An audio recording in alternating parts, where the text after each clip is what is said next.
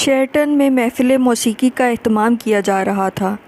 باسط ملک نے invitation card کے ساتھ کچھ انٹری پاس بھی بھجوائے تھے، جنہیں دیکھ کر نمل اور آذر کا خیال آیا۔ نمل ایک ہفتے سے چھٹی پر تھی، جبکہ اپنی بڑھتی ہوئی مصروفیت کی بنا پر کئی روز سے آذر سے ملاقات نہیں ہو پائی تھی۔ ساتھ ہی مجھے چند روز قبل نمل سے ہوئی گفتگو یاد آ گئی۔ اس روز نمل کا موڈ بے حد خراب تھا۔ 2 بار اسے مینیجر صاحب سے ڈانٹ بھی پڑ چکی تھی۔ میں نے پوچھا تو جھنجھلا کر بولی، میری زندگی میں کوئی ایک مسئلہ نہیں ہے نویر، کہاں تک سنو گے، کہاں تک سنائیں؟ اس نے آرام سے مصرع بگاڑا۔ مینیجر صاحب چھٹی دینے پر راضی نہیں ہیں، گھر میں والدہ صاحبہ کے میکے والے تشریف لا رہے ہیں، اوپر سے آذر بھی کم نہیں ہے۔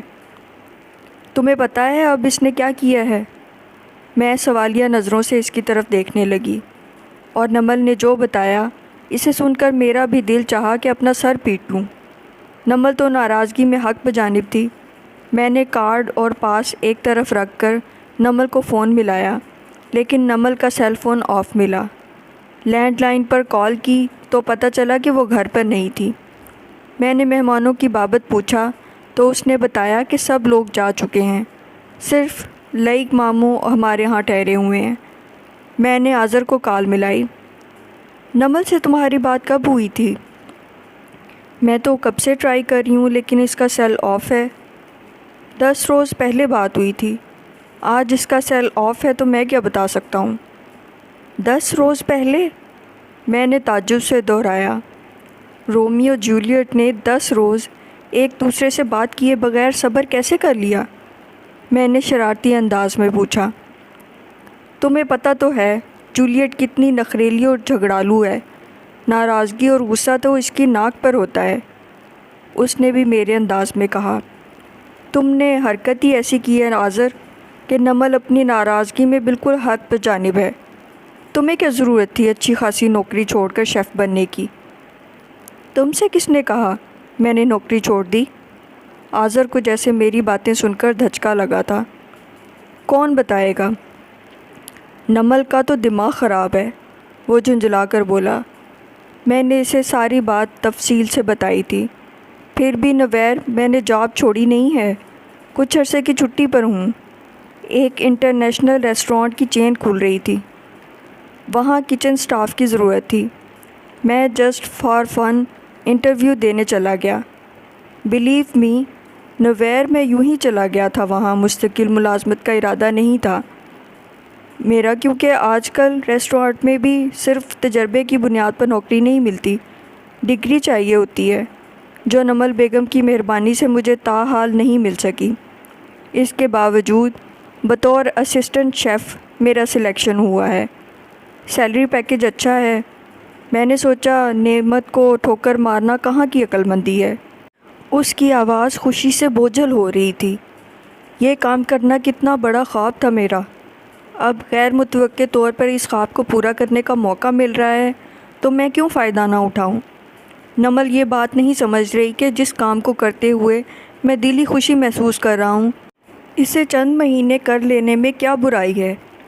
جلد یا بدیر مجھے اپنی پرانی جاب پر واپس چلے ہی جانا ہے، پھر جھگڑا کیسا؟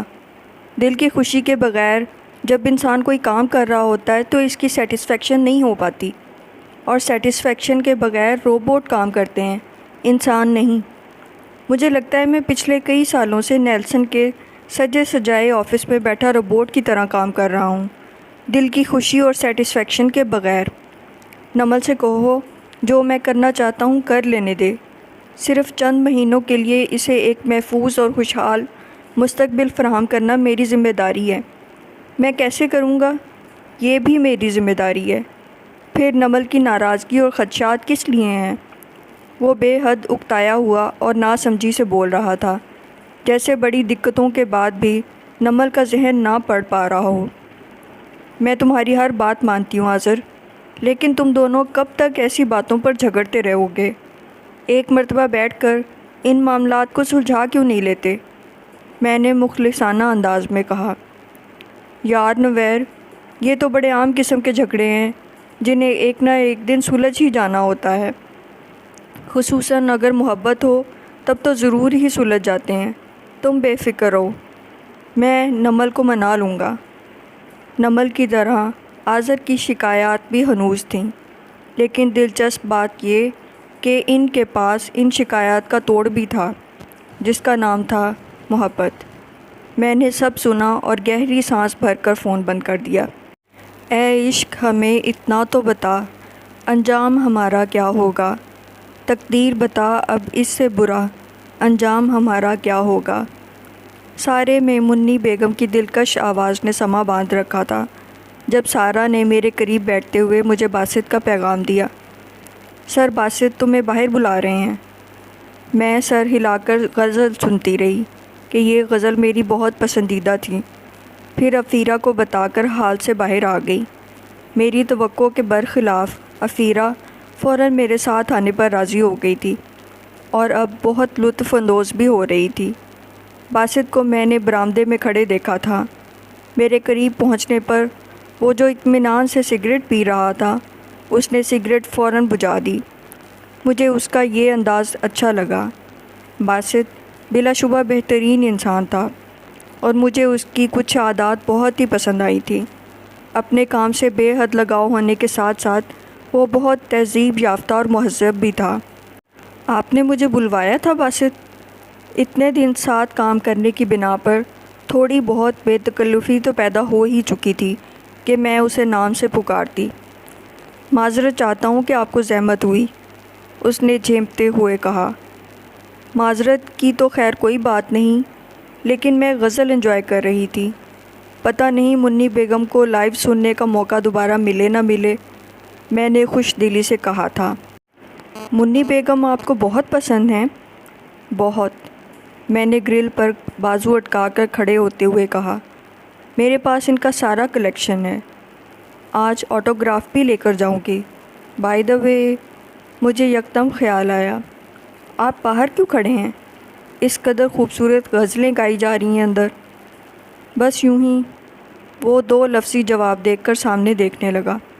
مجھے اس کا کھویا کھویا سا انداز کچھ عجیب سا لگنے لگا تھا، لیکن اس سے متعلق سوال کرنے کا خیال ترک کر کے میں نے پوچھا، باسط آپ نے مجھے کیوں بلوایا تھا؟ اسی وقت ویٹر کافی لے کر آ گیا۔ غالباً باسط نے پہلے سے آرڈر کی ہوئی تھی، تبھی ایک کپ مجھے پکڑا کر دوسرا خود لے لیا۔ مجھے آپ سے کچھ بات کرنا تھی۔ جی کہیے۔ تب باسط نے چند سیکنڈ سوچا، پھر اپنی کوٹ کی جیب سے ایک خوبصورت مخملی ڈبیا نکالی اور کھول کر اسے عین میرے سامنے گرل کے فریم پر رکھ دیا۔ میں سمجھی اور نا سمجھی کی کیفیت میں کبھی اس خوبصورت ڈائمنڈ رنگ کو تو کبھی باسط ملک کو دیکھ رہی تھی، جس کے ہونٹوں پر دھیمی سی مسکراہٹ تھی، جبکہ آنکھوں میں پوری داستان۔ میرا نہیں خیال اظہار محبت کا اس سے بہترین طریقہ اور کوئی ہو سکتا ہے۔ باسط کے کھنکتے لہجے نے جیسے مجھے ششدر کر کے رکھ دیا تھا۔ صرف اظہار محبت ہی کیوں، پرپوز کرنے کے لیے بھی اس سے مناسب طریقہ اور کوئی نہیں ہو سکتا، مگر شاید آپ کو کنونس کرنے کے لیے مجھے لفظوں کا سہارا لینا پڑے گا۔ دیکھیے نویر، میں بہت اسٹریٹ فارورڈ آدمی ہوں، چاند ستارے توڑ کر لانے والے جھوٹے وعدے نہیں کر سکتا، لیکن ایک بات طے ہے، اگر آپ میرا ساتھ قبول کرتی ہیں، میں آپ کو ہر وہ خوشی دوں گا جسے لانا میرے بس میں ہوگا۔ پہلی بار آپ مجھے کب اچھی لگیں یہ تو مجھے پتہ نہیں، لیکن باسط پلیز، میں نے بے ساختہ اس کو ٹوک دیا کہ اس کی باتوں نے محاورتاً نہیں حقیقتاً میرے اوسان خطا کر دیے تھے۔ میرے تو وہم و گمان میں بھی نہیں تھا کہ باسط نے مجھے یہ بات کرنے کے لیے بلایا ہوگا۔ میں نے محبت کا اختیار حسن کو دیا تھا۔ دل و دماغ میں خود بخود یہ بات ثبت ہو چکی تھی کہ محبت کے اظہار کا حق بھی صرف حسن کو ہے۔ پریشانی کی ایک وجہ خود باسط بھی تھا۔ نہ جانے اس نے میرے کس انداز سے غلط امپریشن لیا تھا کہ میرے بارے میں اس طرح سوچنے لگا۔ مجھے سخت شرمندگی لاحق ہو رہی تھی، عجیب کشمکش کا شکار تھی۔ باسط نے میری خاموشی سے جانے کیا مطلب اخذ کیا کہ اس کے چہرے پر خجالت کی سرخی چھا گئی۔ آئی ایم سوری نویر، آپ کو برا، میں نے ایک بار پھر اسے ٹوک دیا۔ تھوڑی ہی دیر میں میں فیصلہ کر چکی تھی کہ مجھے باسط کو حسن کے بارے میں بتا دینا چاہیے۔ پھر میں نے یہی کیا۔ بے حد مناسب الفاظ میں اسے اپنے اور حسن کے بارے میں بتا کر معذرت کر لی۔ باسط کو پہلے یقین نہیں آیا، پھر اس کے لبوں پر پھیکی سی مسکراہٹ پھیل گئی۔ بلکہ مسکراہٹ بھی کیا تھی، لگتا تھا زبردستی مسکرایا جا رہا ہو۔ آپ نے پہلے کبھی ذکر نہیں کیا؟ کبھی کوئی ایسا موقع آیا ہی نہیں باسط کہ میں اپنے منگیتر کا ذکر کرتی۔ یقین کیجئے، مجھے ذرا اندازہ ہوتا کہ آپ اس نہج پر سوچ سکتے ہیں تو میں پہلے ہی بتا دیتی۔ لیکن میں بہت شرمندہ ہوں باسط۔ آپ کیوں شرمندہ ہو رہی ہیں؟ یہ تو میری قسمت تھی۔ بہرحال ایک بات ماننا پڑے گی، آپ کے حسن صاحب بہت خوش قسمت ہیں۔ اپنی یاسیت پر قابو پاتے ہوئے اس نے خوش دلی سے کہا۔ میں نے اسے بغور دیکھا، پھر اس انگوٹھی کو دیکھا جو اب تک گرل پر رکھی ہوئی تھی۔ آپ بہت اچھے انسان ہیں باسط۔ مجھے یقین ہے جو بھی لڑکی آپ کی زندگی میں آئے گی وہ بہت خوش قسمت ہوگی، میں نے صدقے دل سے کہا تھا۔ واپس جاتے ہوئے میں نے ایک مرتبہ مڑ کر دیکھا، باسط ابھی تک اس انگوٹھی پر نظریں جمائے کھڑا تھا۔ میرے دل پر بوجھ سا آن گرا، اور یہ بوجھ اب یقیناً ساری زندگی رہنا تھا۔ میں اتنی باحوصلہ نہیں تھی کہ کسی کا دل توڑ کر اتنی جلدی مطمئن ہو بیٹھتی۔ کئی دن اسی کشمکش میں گزر گئے، لیکن اس کے بعد میں نے اسٹوڈیو جانا چھوڑ دیا۔ میں دوبارہ باسط سے کبھی نہیں ملنا چاہتی تھی۔ مجھے پہلی بار احساس ہو رہا تھا کہ اتنے زیادہ خواب نہیں دیکھنے چاہیے، کیونکہ پھر حقیقت پر بھی خواب کا گمان ہونے لگتا ہے، جیسا کہ مجھے لگ رہا تھا۔ حسن میری گاڑی میں میرے ساتھ موجود تھا، لیکن مجھے بار بار خواب کا گمان ہو رہا تھا۔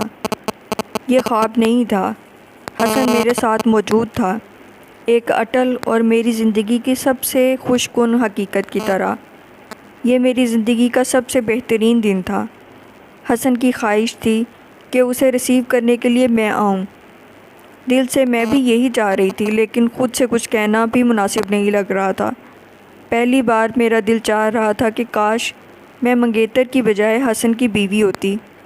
اچھی بات یہ ہوئی کہ آپاؤں نے مجھے بخوشی حسن کو ریسیو کرنے کی اجازت دے دی تھی۔ میں خوش ہوئی، لیکن بچہ پارٹی مایوس ہو گئی تھی۔ وہ سب شاید حسن سے ملنے کے لیے مجھ سے بھی زیادہ پرجوش تھے، کیونکہ ان میں سے اکثر اس وقت پیدا بھی نہیں ہوئے تھے جب حسن ملک سے باہر گیا۔ میں نے ناچار بچوں کو بھی ساتھ چلنے کی دعوت دے دی، لیکن 14 سے 16 سال کے ایج گروپ کے یہ بچے اتنے عقل مند تو تھے کہ کپل کے درمیان ہڈی بننے سے گریز کریں۔ سب نے میرے سر پر احسان جتاتے ہوئے ساتھ جانے سے انکار کر دیا تھا۔ حسن کی آمد سے پہلے کا پورا ایک دن میں نے پارلر میں گزارا تھا۔ فیشل، ویکسنگ، مینیکیور پیڈیکیور، نیا ہیئر کٹ، یعنی اس روز جب میں پارلر سے نکلی تو بقول نمل خوب چمک رہی تھی۔ اگلے روز میں نے تنزیب سے خریدا ہوا حسن کی پسند کے رنگ کا ریڈی میڈ سوٹ پہنا، ہلکا سا میک اپ کیا اور بال بھی خوب اچھے طریقے سے سیٹ کیے، اور جب میں آئینے کے سامنے کھڑی ہوئی تو سچ بات ہے کہ مجھے خود بھی جھجک محسوس ہونے لگی۔ میں حسن کی منگیتر تھی نہ بیوی، ہم فقط محبت کی ڈور میں بندھے ہوئے تھے، اور اسی تعلق نے مجھے حسن کا پابند رہنے پر مجبور کر دیا تھا۔ میں خوش لباس، خوش اتوار تھی، لیکن بننے سنورنے سے گریز کرتی، اور اب حسن آ رہا تھا تو میں بہت دل سے تیار ہوئی تھی۔ 17 سال پہلے کے حسن اور نویر کی شخصیات میں آج کے حسن اور نویر کے برعکس بہت فرق آ چکا تھا۔ نہ میں 16 سال کی نویر رہی تھی، نہ وہ 19 سال کا حسن، لیکن آمنے سامنے آتے ہی ہمیں لمحہ بھی نہیں لگا ایک دوسرے کو پہچاننے میں۔ میں اور حسن 17 سال بعد ایک دوسرے کو کیسے دیکھ رہے تھے، تو اس کا جواب محض یہ ہے کہ یہ حسن کی خواہش تھی۔ اس نے کبھی اپنی تصویر بھجوائی نہ میری مانگی۔ وہ کہتا تھا تصویر آدھی ملاقات ہوتی ہے، اور ادھوری ملاقاتیں تشنگی بڑھاتی ہیں، گھٹاتی نہیں۔ تمہاری تصویر تو دل میں بسا کر لایا تھا، جب دل کرتا ہے آنکھیں بند کر کے دیکھ لیتا ہوں۔ کبھی وہ موڈ میں ہوتا تو ایسے ڈائلاگز بولتا تھا اور مجھے اس کی ہر بات پر بنا بحث سر جھکا دینے کی عادت سی ہو گئی تھی۔ ہم بنا پلکیں جھپکے ایک دوسرے کو دیکھتے رہے۔ ایئرپورٹ کی عمارت معدوم ہو گئی۔ آس پاس سے گزرتے لوگ دھند کا ایک جھونکا بن کر گزرنے لگے۔ وہاں صرف میں تھی اور وہ حسن، میرا سب کچھ، میری محبت، دنیا میں میرا کل۔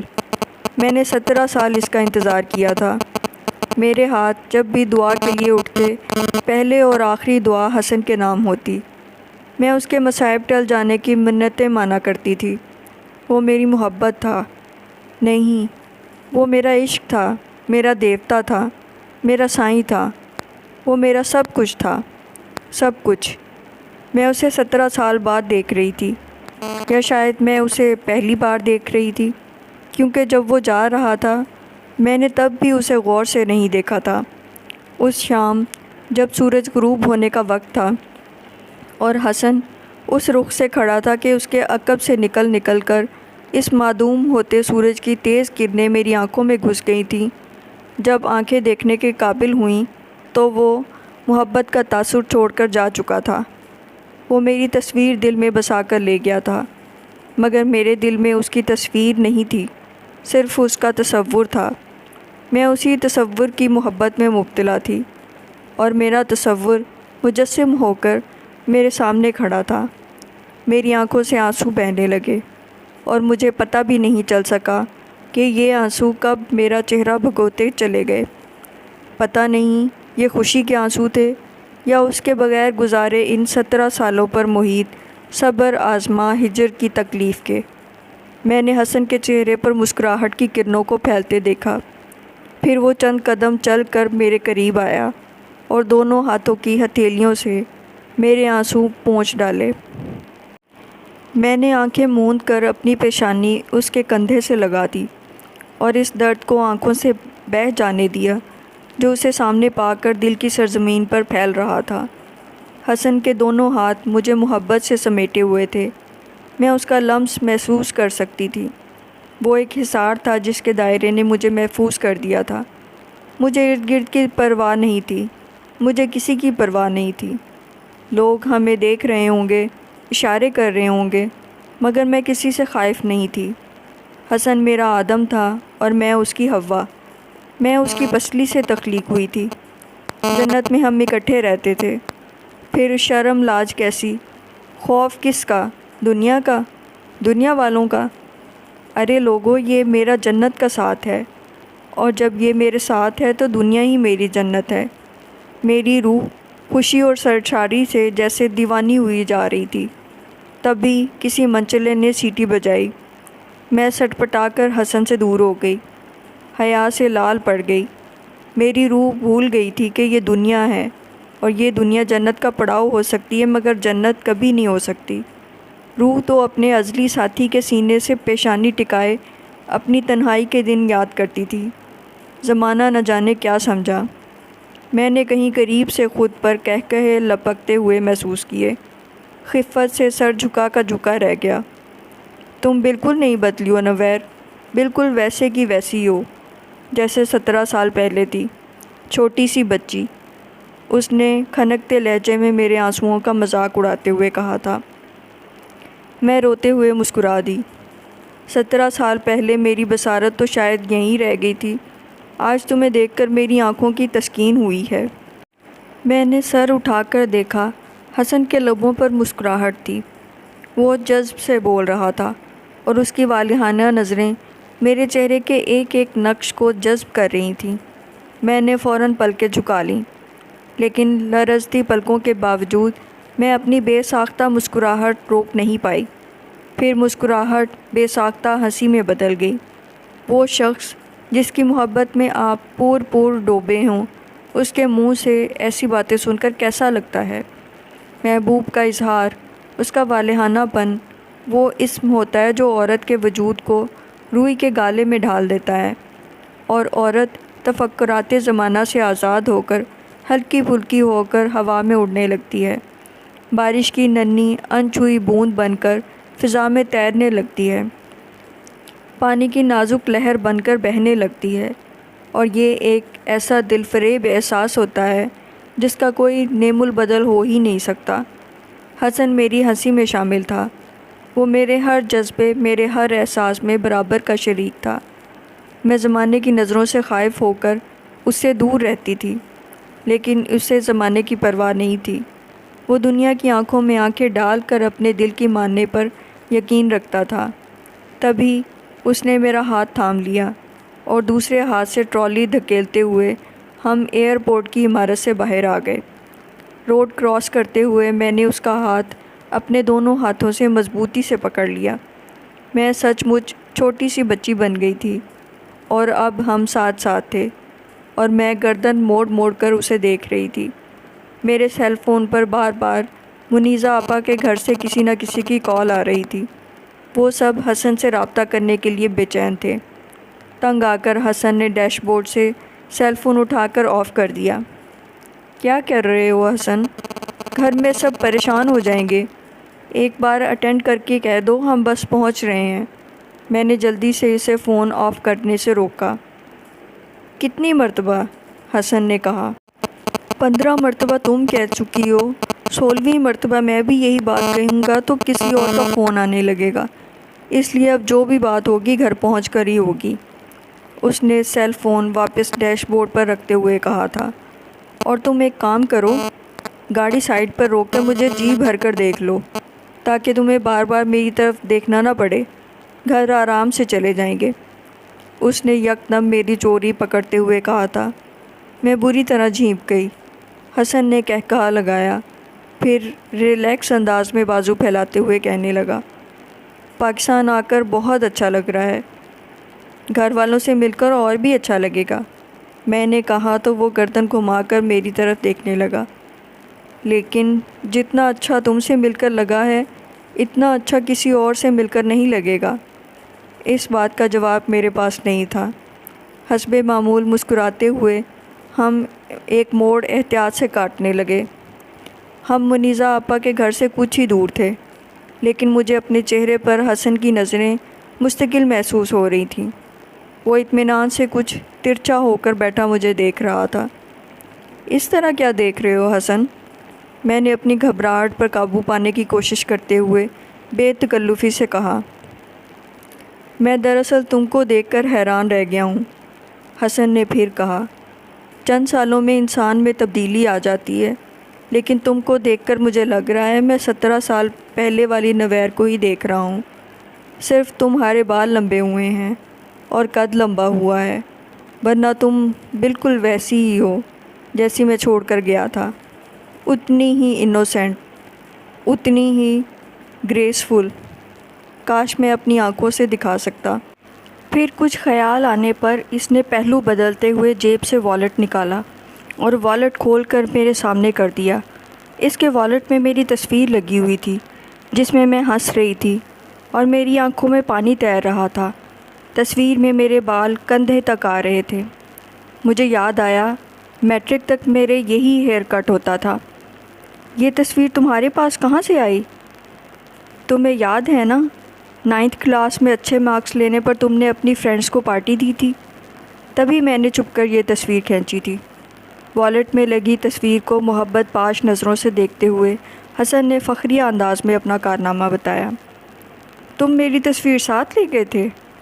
میں نے ناراضگی سے کہا۔ میرے پاس تمہاری ایک بھی تصویر نہیں تھی حسن۔ بھائی، تم تو اس وقت بھی اتنی ہی خوبصورت تھیں، اب بھی اتنی ہی خوبصورت ہو، لیکن میں تو تب لم ڈھینگ سا ہوتا تھا۔ اگر تبھی اپنی تصویریں دکھاتا رہتا تو کبھی مجھ سے محبت نہ ہوتی تمہیں۔ اب دیکھو میں کتنا ہینڈسم ہو گیا ہوں۔ تصویر کی بجائے تم مجھے فیس ٹو فیس دیکھ لو اور خود پر فخر کرو کہ کتنے شاندار ہینڈسم بندے سے محبت ہوئی ہے تمہیں۔ اس نے نیم سنجیدگی سے اتراتے ہوئے کہا تھا۔ زیادہ ہی خود پسند نہیں ہو گئے تم؟ میں نے اسے چڑھایا۔ کس نے غلط فہمی میں ڈال دیا کہ تم ہینڈسم ہو؟ جب سے آیا ہوں کسی کی آنکھیں مستقل مجھے بتا رہی ہیں، اس سے بڑی گواہی اور کیا ہوگی محترمہ؟ حسن نے شریر لہجے میں کہا تھا۔ ابھی جب گھر جائیں گے تو دیکھنا آپائیں کیسی میری بلائیں لیتی ہیں۔ منیزہ آپا کی طرف سب آئے ہوں گے؟ یکدم کچھ خیال آنے پر اس نے پوچھا۔ ہاں تقریباً۔ میں اسے سب کے متعلق بتانے لگی، اور یہ بھی کہ اگلے کچھ روز تک اسے کس کس نے اپنے ہاں انوائٹ کر رکھا ہے۔ ان میں سر فہرست فاروق بھائی جان تھے، جنہوں نے کل ہی اپنی طرف اس کے لیے لنچ رکھا تھا۔ کل؟ اس نے سوچتے ہوئے کہا۔ کل اگر فاروق بھائی کی طرف جانا ہے تو مکان کب دیکھنے جائیں گے؟ تم نے پراپرٹی ڈیلر سے تو بات کی ہے نا؟ پراپرٹی ڈیلر سے تو بات کی ہے، لیکن مکان دیکھنے کی اتنی جلدی کیا ہے؟ 2-4 روز آرام کر لو، سب سے مل لو، پھر اطمینان سے مکان دیکھ لینا۔ اور اتنے دن کیا منیزہ آپا کی طرف رہوں؟ نہیں یار، بہنوں کے گھر بھائی رہتے اچھے نہیں لگتے۔ 2-1 روز میں گھر لے لوں، پھر اطمینان سے شادی کی تیاریاں شروع کریں گے۔ شادی کا لفظ سن کر میری مسکراہٹ گہری ہو گئی تھی۔ میرا دل چاہا حسن سے کہوں، آخر نیا گھر خریدنے کی کیا ضرورت ہے؟ شادی کے بعد وہ میرے گھر میں شفٹ ہو سکتا ہے۔ جو میرا تھا وہ اسی کا تھا، لیکن ایک بار پہلے بھی ایسی بات اشارتاً کر کے میں اس کی خفگی برداشت کر چکی تھی، اس لیے اس بات کو کسی اور وقت پر ٹال دیا۔ ہم منیزہ آپا کے گھر پہنچے تو وہاں سب لوگ جمع تھے حسن کے استقبال کے لیے۔ حسن کی 4 بہنیں، ان کے شوہر اور بچوں کے علاوہ میرے بہن بھائی، بھابھیاں اور بہنوئی کے ساتھ بوا جی، شارکا خالہ بھی موجود تھے۔ اتنے افراد کو ایک ساتھ دیکھ کر حسن تھوڑا سا سٹپٹا گیا۔ سارا خاندان ہی جمع ہے، ایک قاضی کا بندوبست بھی کر لیتے تو یہ معاملہ بھی نبٹ جاتا، پھر ولیمے کی تقریب کے لیے ہی خرچہ کرنا پڑتا۔ اس نے سنجیدہ انداز میں شرارت سے کہا تھا۔ میں فقط مسکرا دی۔ ایک بات تو بتاؤ نویر، تم پہلے بھی اتنی خوبصورت تھی یا حسن کی آمد کا اثر ہے کہ خوشی کے مارے تمہارے چہرے پر نور جھلکنے لگا ہے؟ میں مینیجر صاحب کے آفس سے نکل کر اپنے کیبن میں آئی ہی تھی کہ نمل نے اپنی کرسی سے اٹھ کر میری طرف آتے ہوئے پوچھا۔ اس کا سوال سن کر میں خوش دلی سے مسکرانے لگی۔ نور کا تو پتہ نہیں، لیکن بات پہ بات مسکراہٹ ضرور میرے چہرے پر جھلک رہی تھی۔ نمل مجھے مسکراتا دیکھ کر حسن کے متعلق پوچھنے لگی کہ وہ کیسا لگ رہا تھا، تم سے کیسے ملا، کیا کیا باتیں ہوئیں، تمہارے لیے کیا لایا، وغیرہ۔ میرا کل ہی بہت دل چاہ رہا تھا کہ حسن سے ملوں، بڑا تجسس تھا کہ ان محترم کو دیکھوں جن کے اتنے قصے سنے ہیں، لیکن کل اتنی تھکن ہو گئی تھی کہ دوبارہ گھر سے نکلنے کی ہمت ہی نہیں ہوئی۔ ہاں تو تم اب میرے ساتھ چلو، فاروق بھائی کی طرف حسن اور اس کی بہنوں کی فیملی کی دعوت ہے، آذر کو بھی بھائی جان نے انوائٹ کیا ہوا ہے، حسن کو بھی دیکھ لینا، آذر سے بھی ملاقات ہو جائے گی۔ میں نے فٹ دعوت دے ڈالی۔ نہیں نویر، آج نہیں جا سکتی۔ آذر کا ارادہ ہے کہ حسن کو اور تمہیں کسی روز ڈنر پر لے جانے کا، اور ظاہر ہے یہ ڈنر میرے بغیر مکمل تھوڑا ہی ہوگا۔ حسن سے اس روز مل لوں گی۔ ابھی تھوڑی دیر میں لائق بھی آنے والے ہیں، مجھے ان کے ساتھ شاپنگ کے لیے جانا ہے۔ تم پھر کہیں جا رہی ہو؟ ابھی میں مینیجر صاحب سے ہاف لیو کا پوچھنے گئی تو وہ کہہ رہے تھے نمل بی تو پھر دوسرے تیسرے ہاف لیو لیتی رہتی ہیں، آپ کیوں اتنا جھجک رہی ہیں لیو لیتے ہوئے؟ مجھے اچانک یاد آیا تو میں اسے سمجھانے لگی۔ نمل، اس طرح تو تم اس جاب کو بھول ہی جاؤ، اتنی چھٹیاں کرو گی تو ملازمت مستقل ہونا تو دور کی بات، تمہارا کانٹریکٹ ایکسٹینڈ بھی نہیں کیا جائے گا۔ میں کیا کروں نویر، ہر دوسرے تیسرے روز تو والدہ صاحبہ کے مہمان آتے رہتے ہیں، ان کی خدمتیں نہ کروں تو والد صاحب خفا ہو جاتے ہیں، مجبوراً مجھے چھٹی کرنا پڑتی ہے۔ اب دیکھو ان لائق صاحب کی شاپنگ بھی میرے سر منڈتی ہے، اس نے بیزاری سے کہا۔ لائق کون؟ سوتیلی والدہ ماجدہ کے بھائی صاحب۔ سوتیلی ماں کے بارے میں وہ ہمیشہ اسی طرح طنز سے بات کرتی تھی۔ افریقہ سے آئے ہیں، اور جب سے آئے ہیں ہمارے گھر ڈیرا ڈالے بیٹھے ہیں۔